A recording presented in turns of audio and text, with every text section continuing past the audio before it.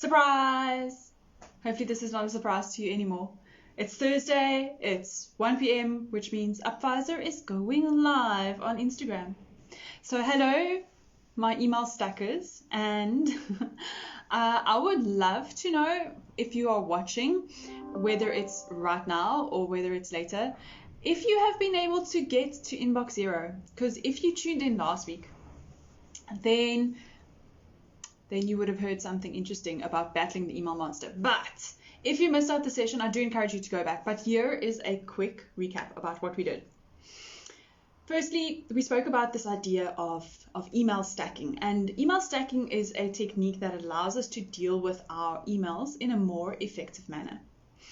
And some of the basic rules that we have in place there is to firstly set specific times to stack your inbox. Now, what this really means is just to take your contents, take all of your emails and put them into a few different folders, but not like by clients and client A, B, C, D. It's not about that. No, we have a better way of filing, please.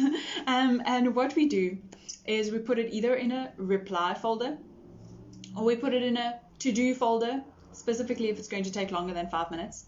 We put it in a schedule folder, like when I need to schedule this meeting, this is where I go, okay?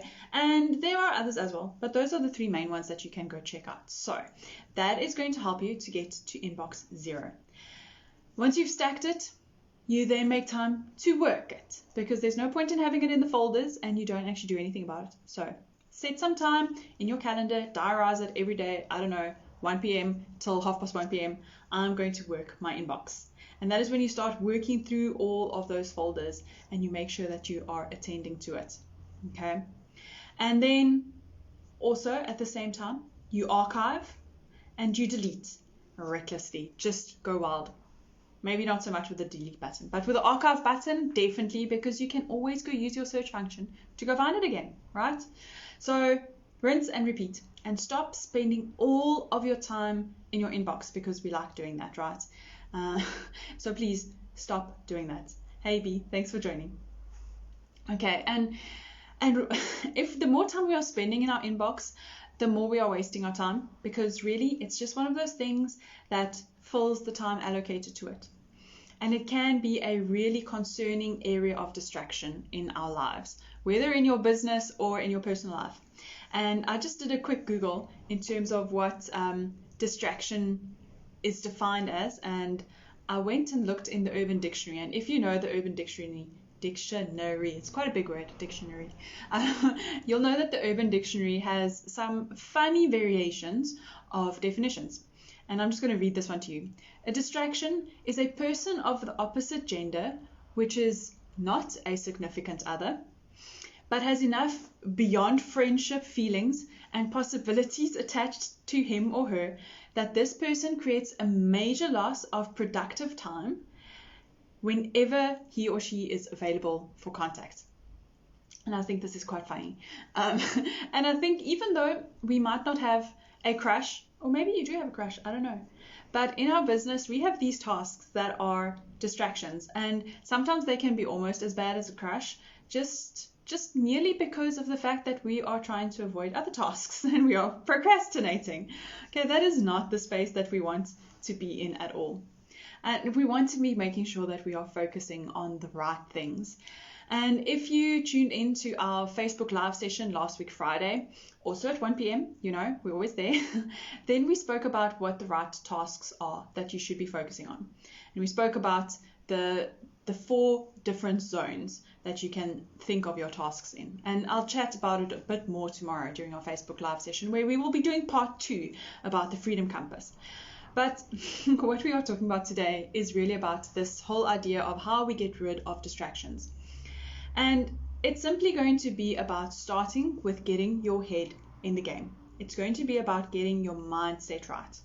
You might have heard of the concept of deep work, or people talk about being in flow while they are working. And that is really where they are so absorbed and engaged by the work that they are doing that they are highly productive and they completely forget about everything else that is happening around them. Okay, that is sort of a good place to be in, because you are highly productive. That's what we want. But sometimes it's really hard to get into that space just because of so many other things that are happening around us. So we need to start training our brain. And our brain is something that is malleable, right? Just because we were born with one brain does not mean it's the same brain that we have today. So we can go train it. And the way we do it is just by using it, training it in small ways. With small increments of time, we tell it to focus and we force it to focus. And if you think about meditation, and I'm not really going to talk about meditation today, but when you're meditating, sometimes your mind wanders. And you sort of have to come back to that space of saying, oh, wait, I'm supposed to be fully present right now. And it's okay if your mind wanders. And this is going to happen when you're doing some tasks as well. So realize that your mind might be wandering. But as soon as you get awareness of that happening, that is when you start regaining control of your attention and your concentration. So that is a really good place to start in. Okay. And then the next part is to think about what you want to achieve. If you're putting blocks of time aside, what are you wanting to get out of those times? Maybe that's by making a list. ESP happens a lot in meditation, and then they automatically know if your mind wanders, just bring it back. They just know when you are getting distracted, right? During these meditation clips. But so when we're setting our times, then we need to make sure we know what we want to achieve. And it's about making sure we have clear goals for that time that we are allocating. And maybe it's by making a list, getting some of those thoughts and those to-dos and anxieties and worries, and I need to take the food out of the freezer after I'm done with this live, or whatever it is, write it down, put it on a digital device, whatever it is, just get it out of your brain and get it out on to somewhere else where you will be able to remember what it is, because that really just helps you to be able to focus a lot more clearly with what's happening. And sometimes we think we have to set like long sets of time, like 3 hours will be amazing to get some work done. But if we're honest, we are not productive for 3 hours at a time. At best, maybe 45 minutes at a time. That's about the average concentration span, provided you don't have any distractions. And the shorter the time that you're allocating to yourself to really concentrate, the more likely it is that you'll be able to get the full benefit out of that time. And I'll chat a little bit more about that technique just now. And also bear in mind that your tasks generally fill the amount of time that you're allocating to it. So the less time you are allocating to it, the greater the chance is that you'll be able to complete that task within the designated amount of time. If it's not done, it's fine. You schedule another pocket of time, but you try and restrict it as much as possible to make sure it's not just like 3 hours to look at emails or 3 hours to spend on Facebook. Okay, so we need to make sure we're chunking that time. And then it's also important to understand why we are getting distracted. Because if we cannot come to the fundamental cause of this distraction, it's going to become really difficult to actually overcome that, right? That should make sense. So think about what it is that is distracting you and also why it's distracting you. Maybe it's something that you should be putting a certain amount of time aside. There you go. I can do grammar. Okay, and it could be things like, if I think about email, that could be something that's really distracting, right? But if I know I'm only allowed to look at it between 8 and 8:30 and 11 and 11:30, or I'm chunking that time, I know that for the rest of the day I don't need to worry about the emails because I've got time designated to it. And the same goes with any of your other tasks. And maybe you also realize that you are getting distracted because you don't enjoy the task that you are busy with, or it's a really hard task, and maybe you're like a little bit uncertain as to what it actually should be, or you don't know how to make it happen, and maybe you actually just need to do a little bit of research first before you start with that task, and that's going to help equip you to be more productive in the time that you're allocating to it. Okay? So you need to really come to grips with this distraction issue. And once you've figured out all of those things and you've got your head right, then there are a few tricks and a few tools that you can use. Hey, Loretta, that you can use to make sure that you are being fully productive. So firstly, I'm reflecting back to the idea of setting specific amounts of time. Use a timer. Now, there's something called the Pomodoro technique, which is saying basically for 20 minutes at a time, you work and then 5 minutes you break or whatever. But the whole concept here is about putting some sprints into your day. So you're really dividing up your day into specific pockets of time for as long as you can concentrate, and you make sure that you're scheduling breaks in between. So whether it's making sure that you're blocking out time to look at your emails, or whether it's putting in a few appointments after one another and making sure that you're using that time optimally, it doesn't matter. Just make sure that you are clear about what it is that you want to achieve with that time, so that you know what the outcome is, so that by the end, when that timer goes off, you know whether you have succeeded or failed. And the likelihood is much greater that you will have succeeded, because you are forcing yourself to only work focusedly during that time. Okay. Then it also helps to make sure that we're getting rid of external distractions, right? If you think about your phone and how many pings there are, and now there's WhatsApp web, and that's also pinging in your face, and it's everywhere. Put away your phone. Switch off your notifications. I promise you, you do not need to know about every single Twitter update that is happening, right? But close the apps that you aren't using right now. Just make sure that you're getting rid of it. Put on some noise cancelling headphones, whatever it is, to try and just get you in that zone. That is where you want to be. Okay, then the next one, social media. Social media is a little bit of a disaster sometimes. And social media, just like email, just expands to fill the amount of time that we're allocating to it. And if we are not allocating time to it, then it's just going to expand even more. You're just going to be endlessly scrolling or finding new people to connect with, unless it's for business purposes. I get it, okay? We all need to be on social media for business purposes, but it is going to be about how you're allocating your time. So make sure that you're doing that. There are ways that we can make sure that we are controlling our social media time. Some of it is by using websites or apps that can help you to block specific sites. You know, those ones that always distract you, like YouTube for some of my friends. That is a real distraction factor. But you can put controls in place that basically allows you to look at it for 10 minutes per day, or only after a certain time you're allowed to look at it. So there are those sort of controls that you can put in place. I also found some apps, cool apps on your phone that allows you to grow some trees based on how long you're not looking at your phone for, which is really cool. And I think that reminds us how often we actually look at our phones. And with the newer phones, newer software that's come out, you can even check your screen time, and it tells you how much time you're spending in the different apps on your phone. And you can go analyze that report, and you can say, actually, I'm only willing to spend 2 hours per day on screen time. And it will then give you a notification to say your screen time has come to an end. Would you like to extend it? And then that is supposed to be like a conscious decision to say, actually, no, maybe now is a good time to stop. Or no, maybe I need to carry on. Thanks for joining. Okay, so that is something to think of. And think about, when you look at those reports, there might be a better way of spending that time and help us to be more productive, right? So definitely go think about that. And then meetings. Meetings is another thing that can really be a pain in the bum, okay? So what I've done in my business is I'm sure about which times I am allocating to meetings, and I try and do it during the times when I'm not as productive. So my mornings can be really productive, really deep work, but then in the afternoons, maybe I've got a bit of a slump or whatever the case might be. So maybe from 2 until 4:30, only on 3 days of the week.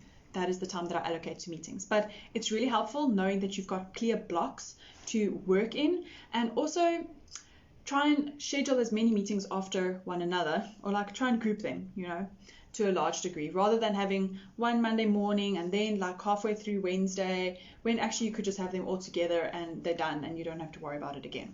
So good one to think about. Then use some scheduling apps. Now, if you have ever received an email from me, you would see in my signature, there's an option to book a meeting. Now, I use a CRM tool called HubSpot, and that is really powerful. It allows you to set up a free calendar, syncs to your calendar, you get a meeting link, and you can then send that meeting link out to other people. No more to and fro, does this time work for you, does that time work for you? No, nothing like that. They just go see, based on your availability and based on their availability, what time would suit them best. And then they can just go book that meeting, and it automatically sends out the invites and everything. It's really fantastic. So if you do not have a scheduling app, Calendly is another example. There are a whole bunch. I use HubSpot, very happy with it. It's free, it's great. So go do a little bit of research. Okay, so that is an option. And also try and batch your meetings based on the types of meetings that they are. So if you're doing a lot of networking sessions, try and do them together.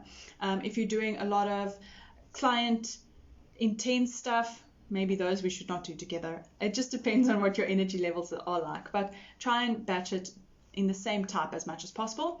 And also try and batch your calls together. So if you need to just do a follow-up with a client, try and schedule all your follow-ups together. If you're trying to find new leads, try and batch all of them together, because it takes you a little bit of time and energy to just get into the swing of things. So it's a really good way of making sure that you are utilizing that time productively. Okay, so that was quite a lot of options, and by no means do I suggest that you should implement all of those options and tools immediately, okay? But what I would suggest is just go revisit this video, go listen to it again, make a few notes, and pick like 2 or 3 that you can implement in the next week. And just go see what a difference that actually makes to your productivity. Because if we are more productive with our time, we will be able to grow our businesses that much faster, and we will be able to get more out of ourselves and be able to use our energy more effectively. So I really want to encourage you to do that. And I would love to know what you are using in your business. Please do any other tips that I haven't shared, please put them in the comments. We would love to know what you guys are using.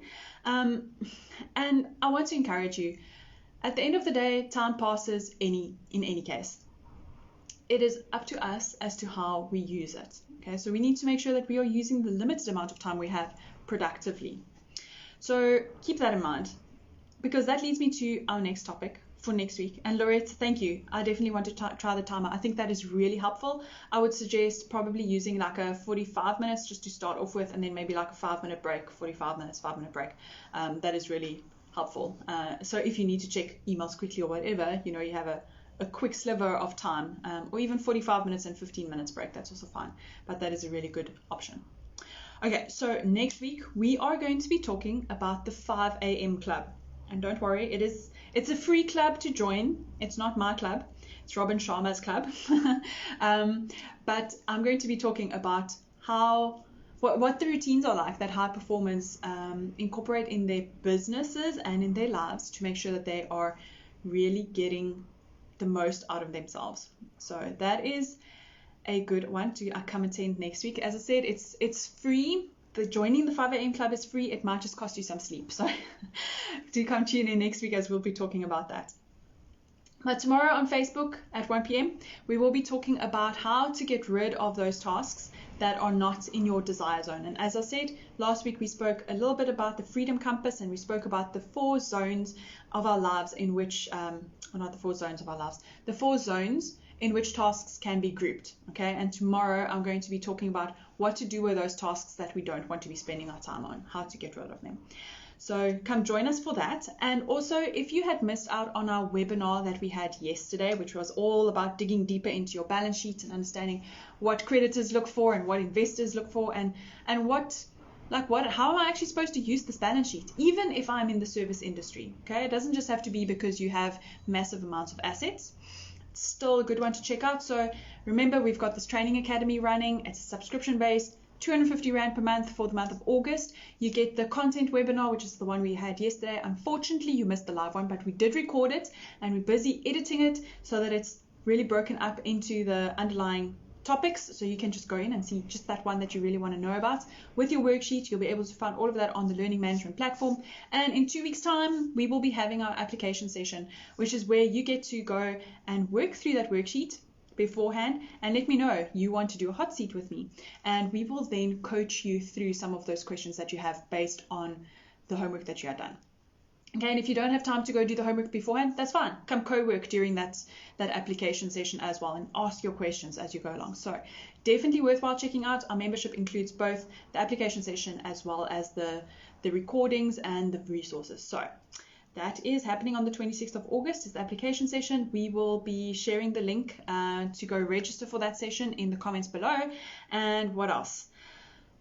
I think that's it from me. I want to encourage you to go stack your emails firstly and go switch off your phone and make sure that you are getting the most out of your day. It is a windy day here in Port Elizabeth, which is the perfect opportunity for us to just like huddle down and really get to grips with what is happening in our businesses. But yeah, I'd love to know what else you might be wanting to try. Lorette, see you next week, same time, same place. Thank you so much for joining. Have a lovely day. Bye-bye.